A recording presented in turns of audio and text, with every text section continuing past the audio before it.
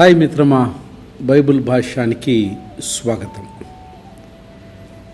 బాధ ప్రతి నరుని ప్రతి నిమిషం వేధిస్తున్నటువంటి ఒక యథార్థత. మనిషి పడేటువంటి బాధ, మరణము మానవుని ఒకేసారి చంపుతుంది.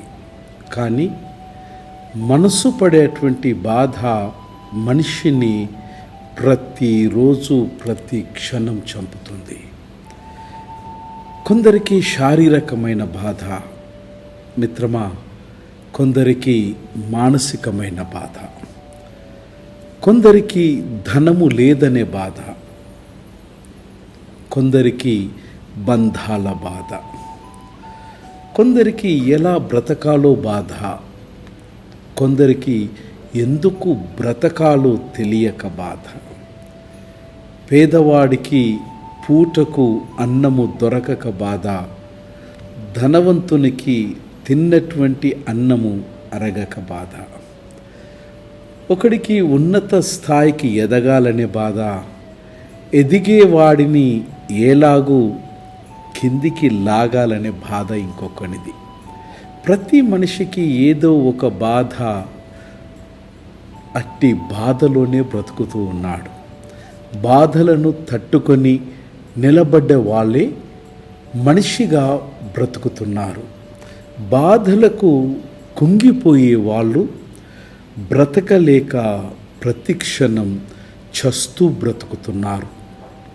కష్టాలను అధిగమించి చిరునవ్వుతో బాధలో సహితం బ్రతికేవాడే మనిషి. పరిశుద్ధ గ్రంథమైనటువంటి బైబిల్లో బాధను గురించి దేవదేవుడు సెలవిస్తున్నటువంటి మాట కొరింథీయులకు రాసిన 2వ ఉత్తరములో, దేవుడు బాధలో ఉన్నటువంటి వారిని ఓదార్పునిస్తాడు అని బైబిల్ సెలవిస్తుంది. నీ బాధలో నమ్మదగినటువంటి భరోసా కేవలము దేవుని నుంచి మాత్రమే కలుగుతుంది మిత్రమా. ఇది నా అనుభవం. ఖచ్చితంగా భగవంతుని ఆశ్రయించు.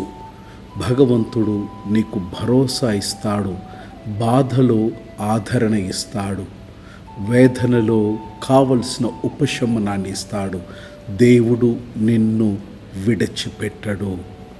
యేసయ్య నిన్ను ప్రేమిస్తూనే ఉంటాడు మిత్రమా. God bless.